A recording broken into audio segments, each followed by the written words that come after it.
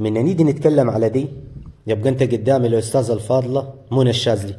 الاستاذه منى الشاذلي من الاعلاميات اللي تمتاز بالجمال والاحترام والادب ولباقه الحديث. يعني انا والله يا الاستاذه منى الشاذلي دي ليها عندي تقدير احترام. يعني هذا والله يعني الاستاذه منى الشاذلي دي تجبرك كده والله ان انت يعني تستحي ان انت ممكن تبص عينك في عينها. يعني حاجه غريبه كده، ليها احترام شديد والله. يعني انا نحترمها جدا والله الاستاذه الفضله منى الشاذلي. طيب لو دينا دي ياسمين عز ناصرة الرجالة، تمام. طبعا ما تلاقيش حد يتناقضها غير الحريم، والحريم اللي هتتناقضها دي مش كلها ليه. يعني تلاقيش حد يتناقضها غير تلاقي اللي المرة اللي هتنام من المغرب ورامية فوق جسمها 5 6 بطاطين، تحس ان جثة نايمة في الارض. استغفر الله العظيم واتوب إليه. الله اكبر يا شيخ.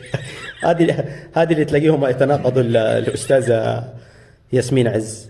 طيب انت من نتيجة تتكلم حديثة لباقة، يعني برضو بالعكس لحد علمي انا ان في حريم كثير صلح حاله بعد الاخبار اللي كانت تطلع تصرحها الاستاذة ياسمين عز.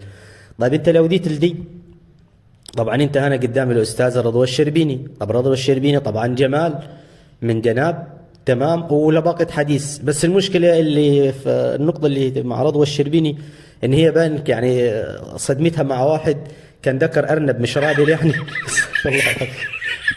الله اكبر. اتحسب يعني علينا ان هو هي رادل، خلاها غيرت الفكره بتاعتها عن الرجاله كلها وحس ان هي الرجاله عفشه يعني. فبرضه الاستاذ رضوى الشربيني من الاعلاميات المحترمه، يعني برضه ليها كل احترام عندنا. طيب من نريد دي طبعا الدكتوره هبه قطب. طبعا الدكتوره هبه قطب دي مواضيعها واعلامها ده واحده، فانا اقترح على الدكتوره هبه قطب تغير النشاط بتاعها ده، تحول النشاط ثاني. يعني انا لو واحده زي الدكتوره هبه قطب حبت تعمل معي لقاء فمش هينفع، كانت المفروض تطلبني انا وصغير بس من المراهقه يعني. الله اكبر يا شيخ. الله، استغفر الله العظيم يا رب واتوب اليه. طيب لو دينا تكلمنا على دي طبعا ديالك تقول لك مش من حق المرأة ترضع ولدها، ومش من حق مش عارف ايه وايه. يعني طبعا دي هي هنجيبوا لها جاموسه ترضع. استغفر الله العظيم. الله يا اخي، دي هي من نتكلموا على دي، انت لا تتكلم لا على جمال ولا تتكلم على اخلاق. استغفر الله العظيم واتوب اليه. لا حول ولا قوه الا بالله. الله العظيم. طيب انت لو دي نتكلم هو على الاثنين دول، طبعا دول التويندوز اثنين مع بعض، احمد موسى وعمر اديب. دول طبعا ما يختلفوش عن بعض. دول طبعا اللي يدوك المعلومات الغلط وتعرفهاش اصلا ان هم ذات نفسهم ما عارفينهاش، يعني يفوجئوا بالحدث مفاجاه كده زي حكايه قطر واردوغان وتركيا ومش عارف ايه والحسب اللي حاصل ليها يومين دي، هم فوجئوا زي كده. استغفر الله العظيم.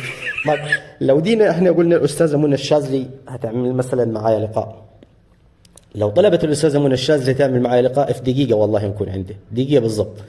طب لو ياسمين عز يعني ساعه نجهز ونروح له. طب لو واحده زي الاستاذه رضوى الشربيني، الاستاذه رضوى الشربيني لو حبت تعمل معي لقاء ناخذ تجهيزات من الصبح للعصر. ليه؟ عشان خاطر اقل حاجه تبقى متناقضه. استغفر الله العظيم.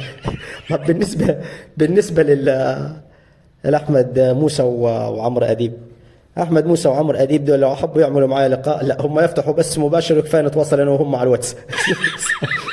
استغفر الله العظيم. لا حول ولا قوه الا بالله.